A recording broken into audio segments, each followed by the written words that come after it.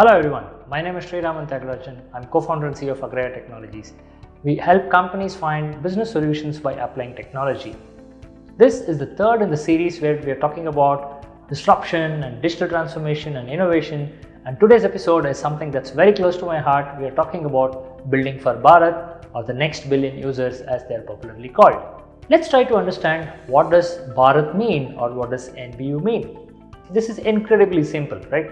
So the first 100 million people who came online, which is essentially you and me because you're watching this video in English, are the first 100 million people who are very, very different or kind of unique in comparison to the next 500 million people who came online. And they are the 500 million people who came online are very recent, let's say a couple of years ago. But the first 100 million are the early adopters, tech savvy, mostly in urban pockets with high disposable income, and they have been the transacting customers, they have been the passport holders, they have been the ones in the tax bracket, they have been the ones with credit card. So all of this, if you combine and imagine a persona, they are among the first 100 million customers, and the next 500 million people who came online for the first time, they are called as the NBU or Bharat. Now, this is not to be confused with urban and rural audience, because that's not the spirit of how you define an NBU user. For example, think of a person like your driver or your maid or a person who delivers your food in Swiggy or Zomato. Now, all these people live in urban pockets, in fact closer to your home, but they don't belong in the first 100 million cohort because their idiosyncrasies are different, their language preferences are different, their expectation from technology or business or content or entertainment or food, they all are unique and they are extremely different from the first 100 million audience we are talking about. We can look at India in 4 major cohorts, if you will. So the first one is India 1, sometimes also called India 1 Alpha. These are about 10 million people or so. They are extremely, ultra left, globalized, well-traveled people who love to live an independent lifestyle. And these are the bullseye TG for the likes of Netflix and Spotify and Starbucks and so on. Now, the next cohort is India as we call, or India P1, right? So these are typically the middle class, upper middle class family as we popularly call them. They live in urban, have a services kind of job or a white collar job, but their leaning is somewhere towards India in terms of culture or preferences towards local cuisine or local languages. More about this later. Now the next cohort is what we call as Bharat 1. Now these are the people in cities like Kolhapur, Ludhiana or Coimbatore. They are extremely well-to-do. They are probably the wealthiest in the country. They even own imported cars or hire private jets. However, from their preferences or from their language preferences or their food preferences or their cultural leanings, they are very different from this India 1 that we discussed. So that makes them the Bharat 1. And of course, the next cohort, which is the largest cohort, probably makes about 90% of the population or the mass as we call it, that is the Bharat. And those are the ones with probably the very, very lower side of the income spectrum. Say they are the ones who make the per capita income about $2,000 or so. How can businesses serve the NBU? Now, first and foremost, NBU is not for every business out there to be served. It is not so easy as you think. While it sounds exciting that there are 500 million more people online, it doesn't mean they are instantly available for you to be served. Now think of India as Europe, right? So what strategy works in France may or may not work in Germany, and what works in Germany may or may not work in the United Kingdom, and so on. So India is pretty much like that. Just because you have 500 million people online doesn't mean people in Karnataka would be the same as people in Punjab, or people in Punjab would be same as West Bengal, and so on. So first and foremost, brands need to realize that all of this 500 million are not a homogeneous cohort that you can simply tap into. Second, you cannot really address all of them in one go, and brands are so strong in their DNA and in their identity. For example, in a very funny way, I can say this: for every Narcos, there is a Nagin, right? Of course, Nagin being the highest watched show in the country. But if you look at the India 1 that we were talking about, that's your Narcos and your Stranger Things, and that's the kind of audience.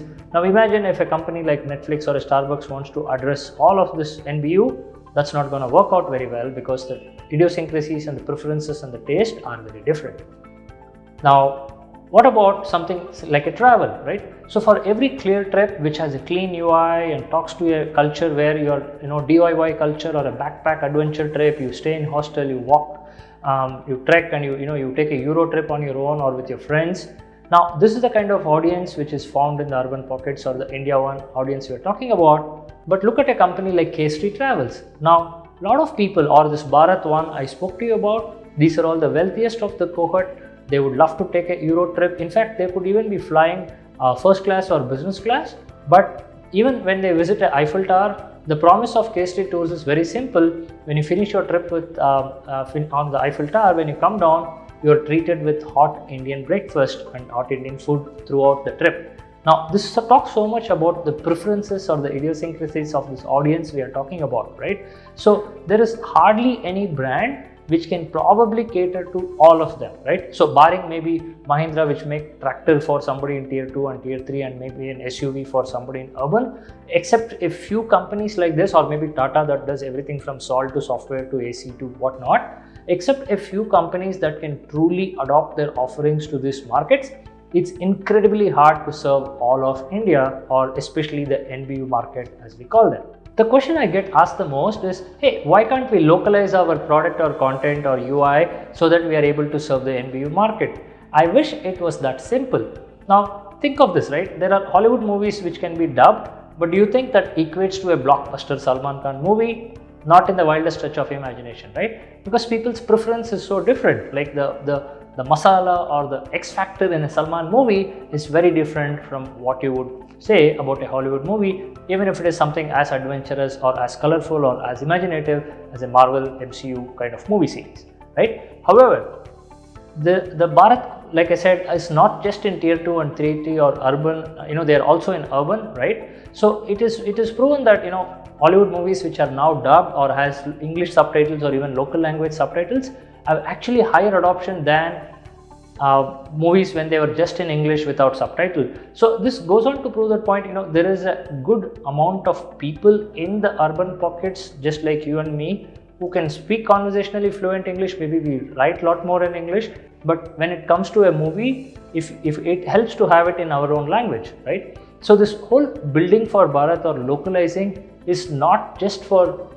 at the sugar coating level where you could take a product and change the language or UI and you would serve it to an NBU market. It doesn't work that way. It needs to have a lot more context. It needs to match their style. It needs to match their preference and so on. And most importantly, the price point has to match the income levels or the affordability levels of the people in this NBU cohort.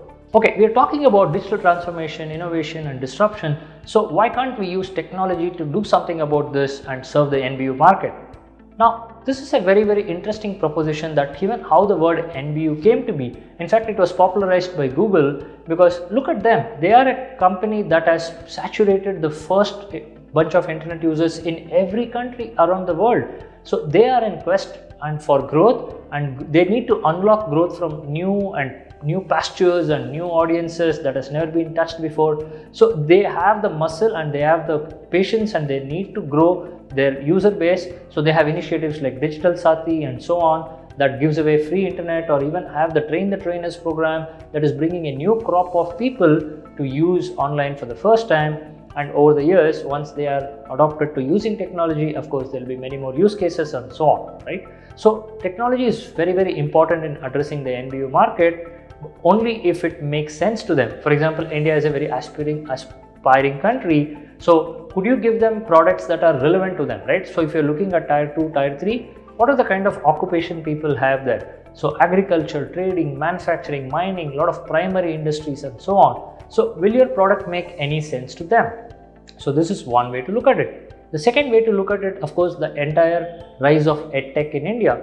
Now, could you create content or curriculum or give people the need, or address the need that people have to upskill themselves so that they can, their aspirations can be met?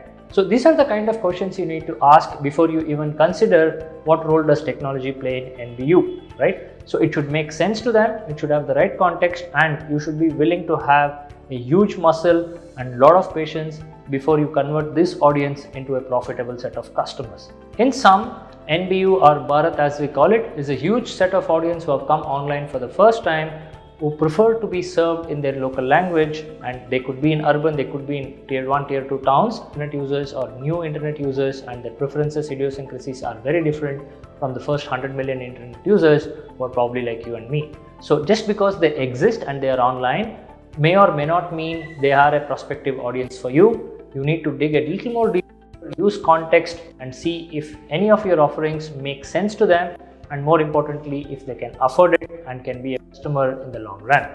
Thank you so much.